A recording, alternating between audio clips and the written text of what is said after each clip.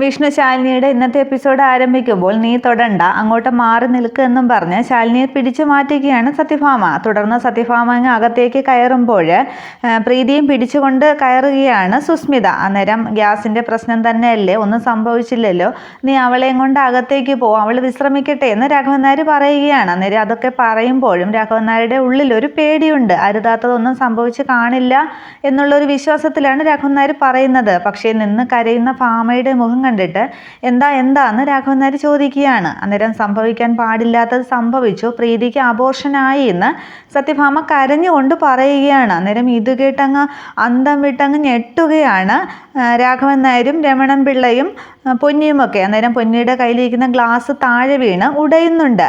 തുടർന്ന് ഇത് കേൾക്കുന്ന ഞെട്ടി മുറ്റത്ത് നിൽക്കുന്ന ശാലിനി ഓടി വന്ന് പ്രീതി എന്നും പറഞ്ഞ് പ്രീതിയുടെ വയറിൽ തടവിയ ശേഷം പ്രീതിയെ കെട്ടിപ്പിടിച്ച് അങ്ങ് കരയുകയാണ്. അന്നേരം പ്രീതിയും കരയുന്നുണ്ട്. ഇതൊക്കെ കണ്ടുകൊണ്ട് നിൽക്കുന്ന സുസ്മിത പറയുകയാണ്, ആരുടെയും ഓവർ ആക്ടിംഗ് ഒന്നും വേണ്ടാന്ന്. തികച്ചും സ്വാഭാവികമായ ഒരു അബോർഷനല്ല, വിഷമുള്ളിൽ ചെന്നെന്നാണ് ഡോക്ടർ പറഞ്ഞിരിക്കുന്നത്. അപ്പോൾ പിന്നെ ഇവിടെ നിന്നാണ് പ്രീതി ആഹാരം കഴിച്ചതും. അപ്പോൾ അടുക്കളയിലെ കാര്യങ്ങളൊക്കെ ശ്രദ്ധിച്ചിരുന്നത് പൊന്നിയാണ്. ഇവൾ ഉത്തരം പറയണം, നീ ഉത്തരം പറഞ്ഞേ മതിയാകൂ എന്നും പറഞ്ഞ് പൊന്നിയെ പിടിക്കുകയാണ് സുസ്മിത. അന്നേരം ഞാൻ എന്തിന് പ്രീതി കുഞ്ഞിന് വിഷം കൊടുക്കണം എന്നും പറഞ്ഞ് നിൽക്കുകയാണ് പൊന്നി. പ്രീതി എന്തായാലും സ്വയം വിഷമെടുത്ത് കഴിക്കില്ല. അപ്പോൾ നീ കൊടുത്തതല്ലെങ്കിൽ നിന്നെ കൊണ്ട് ആരെങ്കിലും ചെയ്യിച്ചതായിരിക്കും, അതാരാണെന്ന് നീ പറഞ്ഞേ തീരുമെന്നും പറഞ്ഞ് പൊന്നിയുടെ കവിളിനൊക്കെ കുത്തിപ്പിടിക്കുകയാണ് സുസ്മിത. മര്യാദയ്ക്ക് പറഞ്ഞോ എന്നും പറഞ്ഞ് വീണ്ടും സുസ്മിത പൊന്നിയെ അടിക്കാനായിട്ട് കൈ ഒങ്ങുന്നുണ്ട്. അന്നേരം തൊട്ടു പോകരുത് അവളെ, എൻ്റെ വയറ്റിൽ ആദ്യമായിട്ടൊരു ജീവൻ കുരുത്തുമെന്ന് ആദ്യം മനസ്സിലാക്കുന്നത് അവളാണ്. അങ്ങനെയുള്ള അവൾ എന്നോട് ഈ ചതി ചെയ്യില്ല എന്ന് പ്രീതി പറയുകയാണ്. അർജുനേട്ടൻ പോലും പിന്നീടാണ് കാര്യങ്ങൾ അറിയുന്നത്. 2 തവണ ഞാൻ അബോർഷന് വേണ്ടി പുറപ്പെട്ടപ്പോഴും ശാലിനിയെ അറിയിച്ചത് ഇവളാണ്, അത് തടയാൻ വേണ്ടി. പിന്നീട് വയറുവേദന വന്ന് ഞാനിവിടെ കിടന്ന് പുളഞ്ഞപ്പോൾ എന്നെ കോരിയെടുത്ത് ഹോസ്പിറ്റലിൽ കൊണ്ടുപോയി ഒരു സഹോദരിയെ പോലെ കൂടെ നിന്നതും ഇവൾ പൊന്നിയാണ്. അതുകൊണ്ട് പൊന്നി എന്നോട് ഇങ്ങനെ കാണിക്കില്ല എന്ന് പ്രീതി പറയുകയാണ്.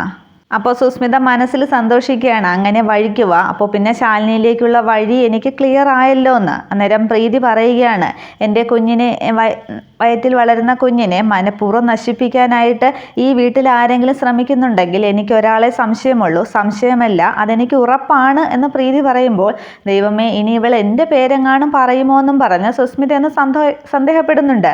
തുടർന്ന് എൻ്റെ കുഞ്ഞിൻ്റെ ജീവൻ നശിപ്പിച്ചത് ഇവരാണ് എന്നും പറഞ്ഞ് സത്യഭാമയ്ക്ക് നേരെ കൈ ചൂണ്ടുകയാണ് പ്രീതി.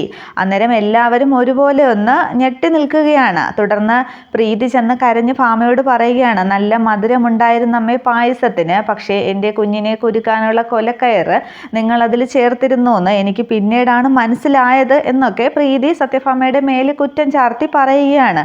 ഇത് കേട്ട് ആകെ അന്തം വിട്ട് നിൽക്കുകയാണ് ഭാമയും. ഇതെല്ലാം കേട്ട് സുസ്മിത അങ്ങ് സന്തോഷിക്കുകയാണ്. ദൈവമേ വമ്പൻ ട്വിസ്റ്റാണല്ലോ ഇനി ഇവിടെ നടക്കാൻ പോകുന്നത് എന്നൊക്കെ പറഞ്ഞ്. അന്നേരം ഭാമ പറയുന്നുണ്ട്, മോളെ നീ എന്ത് ഭ്രാന്താണ് പറയുന്നത്, ഞാനങ്ങനെ ചെയ്യുമെന്ന് നിനക്ക് തോന്നുന്നുണ്ടോന്ന്. അന്നേരം നിങ്ങളെ അത് ചെയ്യൂ, നിങ്ങളെ മാത്രമാണ് അത് ചെയ്തത്. അന്ന് അർജുനേട്ടനും ഞാനും തമ്മിലുള്ള ഇഷ്ടം നിങ്ങൾ സമ്മതിച്ചപ്പോൾ എൻ്റെ അമ്മയ്ക്ക് എന്നോട് സ്നേഹമുണ്ട് എന്നൊക്കെ ഞാൻ ഒരുപാട് കരുതിയതാണ്. പക്ഷേ അർജുനേട്ടനെ നിങ്ങൾക്ക് ഇഷ്ടമല്ലായിരുന്നു. പിന്നെ അർജുനേട്ടൻ മാത്രമല്ല, അർജുനേട്ടൻ്റെ അമ്മയും നിങ്ങൾക്ക് മുമ്പിൽ തലകുനിച്ച് നിൽക്കണം. അങ്ങനെയുള്ള നിങ്ങളുടെ അഹങ്കാരമാണ് ഇപ്പോൾ വെളിയിൽ വന്നത് എന്നൊക്കെ പറഞ്ഞ് സത്യഭാമയുടെ മേലങ്ങ് കുറ്റം ചാരുകയാണ് പ്രീതി. ഇതെല്ലാം കേട്ട് വിഷ്ണു വന്ന് പ്രീതിയെ പിടിച്ച് ചോദിക്കുന്നുണ്ട്, മോളെ പ്രീതി നീ എന്താണ് ഈ പറയുന്നത്, എന്തൊക്കെയാണ് പറയുന്നതെന്ന് നിനക്ക് വല്ല ബോധവുമുണ്ടോ എന്ന്. അന്നേരം വിഷ്ണുവിനെ അങ്ങ് തട്ടി മാറ്റിയിട്ട്, എനിക്ക് നല്ല ബോധ്യമുണ്ട്, ബോധത്തോടു കൂടി തന്നെയാണ് ഞാൻ സംസാരിക്കുന്നത്. അന്ന് അർജുനേട്ടൻ്റെ വീട്ടിൽ വന്ന് നിങ്ങൾ പ്രശ്നം ഉണ്ടാക്കിയില്ലായിരുന്നെങ്കിൽ എൻ്റെ ആദ്യത്തെ കുഞ്ഞിനെ എനിക്ക് നഷ്ടമാകില്ലായിരുന്നു എന്നൊക്കെ പറഞ്ഞങ്ങ് പൊട്ടിക്കരയുകയാണ് അവിടെ നിന്ന് പ്രീതി. ആ കുഞ്ഞിപ്പോൾ ഉണ്ടായിരുന്നെങ്കിൽ എന്നെ അവനിപ്പോൾ അമ്മയെന്ന് വിളിച്ചേനെ, ആ പ്രശ്നത്തിന് തുടക്കമിട്ടത് ഇവരാണ് എന്ന് പറഞ്ഞ് വീണ്ടും സത്യഭാമയുടെ മേൽ വിരൽ ചൂണ്ടി നിൽക്കുകയാണ് പ്രീതി. അന്നേരം സത്യഭാമയും വിഷ്ണുവുമൊക്കെ അന്ന് ഉണ്ടായ സംഭവം, പ്രീതിയുടെ ആദ്യ അബോർഷൻ നടന്നപ്പോൾ വസുമതിയും സത്യഭാമയും തമ്മിൽ കലഹമുണ്ടായതും രണ്ടുപേരും തമ്മിൽ കഴുത്തിന് കുത്തിപ്പിടിച്ചതും രാഘവൻ നായർ തളർന്നു വീണതും പ്രീതി വീണതും ഒക്കെ കാര്യങ്ങളൊക്കെ മനസ്സിലൂടെ ഓർക്കുന്നുണ്ട്. പിന്നെ നിങ്ങൾ എനിക്ക് വിധിച്ചത് ഇവിടെ ഒരു ഏകാന്ത തടവല്ലായിരുന്നോ? സ്വന്തം ഭർത്താവിനെ കാണാനോ സംസാരിക്കാനോ കഴിയാതെ ഞാനിവിടെ 1 വർഷം കഴിഞ്ഞത് എങ്ങനെയാണെന്ന് നിങ്ങൾക്കറിയാമോ? പിന്നെ അർജുനേട്ടനോടൊപ്പമുള്ള ഓരോ നിമിഷങ്ങളിൽ നിങ്ങളെ ഒളിഞ്ഞും മറഞ്ഞും ഞങ്ങൾ കഴിഞ്ഞ ദിവസങ്ങളിലാണ് ആ കുഞ്ഞ് എൻ്റെ വയറ്റിൽ മുള പൊട്ടിയത്. ഇപ്പോൾ എനിക്ക് തോന്നുന്നു ആ കുഞ്ഞ് ജനിക്കാതിരുന്നത് തന്നെ നന്നായി എന്ന്. ജനിച്ചിരുന്നെങ്കിൽ അതിനെന്തെങ്കിലും വൈകല്യമോ അങ്ങനെ ഇരുട്ടിൻ്റെ മറവ് പറ്റി ജീവിക്കുന്ന ഒരു ഭീരുവായോ ഒക്കെ കഴിഞ്ഞേനെ. പിന്നെ അവസാനം ആ കുഞ്ഞിനെ ഗർഭഛിദ്രം നടത്താൻ വേണ്ടി 2 തവണ ഞാൻ ഒരുങ്ങി പുറപ്പെട്ടതാണ്. അതും നിങ്ങൾക്ക് വേണ്ടിയാണ്. പിന്നെ വേലക്കാരിയുടെ വരെ കൂട്ടുപിടിച്ച് ഈ ഗർഭം മറയ്ക്കാൻ വേണ്ടി ഞാനും ഇവിടെയുള്ളവരും നടത്തിയ പെടാപ്പാട്. അവസാനം നാട്ടുകാരുടെ മുമ്പിലൊക്കെ ഞാൻ ഗർഭിണിയാണ് എന്നറിഞ്ഞപ്പോൾ നിങ്ങൾക്കതിനെ കൊല്ലാനും എളുപ്പമല്ലാതായി. പിന്നെ നിങ്ങൾ അതിനെ സ്നേഹിക്കുന്നതായിട്ട് നടിച്ചു. അവസാനം സീമന്തത്തിന് 1 കോടി രൂപ വരെ നിങ്ങൾ പ്രതിഫലമായിട്ട് പ്രഖ്യാപിച്ചത് വരെ നിങ്ങളുടെ അടവായിരുന്നില്ലേ എന്നൊക്കെയുള്ള പ്രീതിയുടെ ചോദ്യങ്ങൾക്ക് മുമ്പിൽ തല കുനിച്ച് ഒരു ഉത്തരവും പറയാതെ നിൽക്കുകയാണ് സത്യഭാമ. ഇതെല്ലാം കേട്ടുകൊണ്ട് ആകെ കരഞ്ഞിരിക്കുന്ന രാഘവൻ നായർ ശാലിനിയോട് പറയുകയാണ്, മോളെ നീ അവളെയും വിളിച്ചുകൊണ്ട് അകത്തേക്ക് പോ. പെട്ടെന്ന് ഉള്ളിൽ തട്ടിയ വിഷത്തിൻ്റെ ഇതായിട്ടാണ് അവൾ എന്തൊക്കെയോ പുലമ്പുന്നത്. കുറച്ച് കഴിയുമ്പോൾ അതൊക്കെ മാറിക്കോളും. അകത്തേക്ക് പ്രീതിയെ കൂട്ടിക്കൊണ്ടു പോകാനായിട്ട് രാഘവൻ നായർ ശാലിനിയോട് പറയുകയാണ്. അന്നേരം പ്രീതി വാ എന്നും പറഞ്ഞ് പ്രീതിയുടെ കൈ പിടിച്ച് ശാലിനി അകത്തേക്ക് കൊണ്ടുപോകാൻ ശ്രമിക്കുന്നുണ്ട്. അന്നേരം ശാലിനിയുടെ കൈ തട്ടി മാറ്റിയിട്ട് പ്രീതി പറയുകയാണ്, ഇല്ല ശാലിനി, ഞാൻ അകത്തേക്കില്ല. പിറന്നു വീഴാനായിട്ട് അവസരം നിഷേധിക്കപ്പെട്ട കുഞ്ഞുങ്ങളുടെ നിലവിളിയാണ് ഞാനിപ്പോൾ ഈ വീട്ടിനകത്തുനിന്ന് കേൾക്കുന്നത്. ഒരു ശ്മശാനത്തിൻ്റെ പ്രതീതിയാണ് എനിക്കിപ്പോൾ തോന്നുന്നത് എന്നൊക്കെ പറഞ്ഞ് 2 ചെവിയും അങ്ങ് പൊത്തി ആകെ ബഹളമുണ്ടാക്കുകയാണ് പ്രീതി. നിങ്ങൾ എൻ്റെ അമ്മയുമല്ല, അതിന് നിങ്ങൾക്കിനി ഒരു അവകാശവുമില്ല. ഇനി ഞാൻ ഈ വീടിൻ്റെ പടി ചവിട്ടില്ല എന്ന് പ്രീതി അങ്ങ് പറയുകയാണ്. അന്നേരം മോളെ, ഞാൻ നിന്നെ നൊന്ത് പ്രസവിച്ച അമ്മയല്ലേ എന്ന് സത്യഭാമ കരഞ്ഞുകൊണ്ട് ചോദിക്കുകയാണ്. അന്നേരം ഞാൻ നൊന്ത് പ്രസവിക്കാനിരുന്ന എൻ്റെ 2 കുഞ്ഞുങ്ങൾ എവിടെയെന്ന് പ്രീതി തിരിച്ചു ചോദിക്കുകയാണ്. അന്നേരം ഉത്തരമില്ലാതാകുന്നുണ്ട് സത്യഭാമയ്ക്ക്. തുടർന്ന് വിഷ്ണുവേട്ടാന്നും പറഞ്ഞ് ശാലിനി വിഷ്ണുവിനെ പിടിക്കുകയാണ്. തുടർന്ന് വിഷ്ണു ചെന്ന് പ്രീതിയോട് മോൾ അകത്തേക്ക് പോ, ഇങ്ങനെയൊന്നും പറയല്ലേ, അകത്തേക്ക് പോകുമെന്ന് പറയുന്നുണ്ട്. അന്നേരം ഇല്ല വിഷ്ണുവേട്ട, ഈ സ്ത്രീ ജീവിച്ചിരിക്കുന്നിടത്തോളം കാലം ഞാൻ ഇതിനകത്ത് കയറില്ല. ഇവർ ജീവിക്കുന്നിടത്ത് ഞാൻ നിൽക്കത്തുമില്ല എന്ന് പ്രീതി പറയുകയാണ്. അന്നേരം മോളെ അകത്തേക്ക് പോകുന്നൊക്കെ വീണ്ടും വിഷ്ണു പറയുന്നുണ്ട്. അന്നേരം വിഷ്ണുവേട്ടന് വേണമെങ്കിൽ എന്നെ ബലമായിട്ട് കൊണ്ടുപോകാം, പക്ഷേ ഞാൻ എന്തായാലും ഇവിടെ 1 നിമിഷം പോലും ജീവിച്ചിരിക്കില്ല എന്ന് പ്രീതി പറയുന്നുണ്ട്. അന്നേരം സത്യഭാമയും പറയുകയാണ്, വേണ്ടട, അവളെ തടയണ്ട, അവൾക്ക് ഇഷ്ടമുള്ളതുപോലെ ചെയ്യട്ടെ എന്ന്.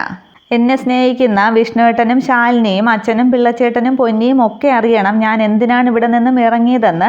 അതറിയിക്കാൻ വേണ്ടി മാത്രമാണ് ഞാൻ ഇവിടം വരെ വന്നത്. ഞാൻ ഇറങ്ങുന്നു എന്നും പറഞ്ഞ് പ്രീതി ഇറങ്ങി പോവുകയാണ്.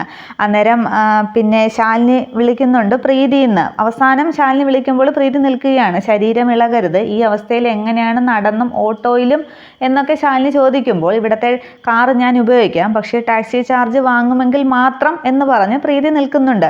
തുടർന്ന് വിഷ്ണു ഓടി ചെന്നിട്ട് ഞാൻ കൊണ്ടുവിടാം എന്ന് പറയുന്നുണ്ട്. അന്നേരം വേണ്ട, ഡ്രൈവർ മാത്രം മതി എന്ന് പ്രീതി കർശനമായിട്ട് പറയുന്നുണ്ട്.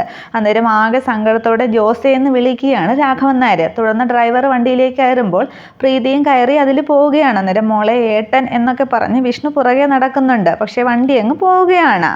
പ്രീതി പടിയിറങ്ങി പോകുന്നത് കണ്ട് കണ്ണ് നിറഞ്ഞൊഴുകുകയാണ് സത്യഭാമയ്ക്ക്. അന്നേരം ഇതൊക്കെ കണ്ട് ആകെ അങ്ങ് രസിച്ച് കഥയിൽ ഒരു വില്ലത്തി കൂടിയായല്ലോ, ഇനി കഥ കൊഴുക്കും എന്ന മട്ടിൽ നിൽക്കുകയാണ് സുസ്മിത.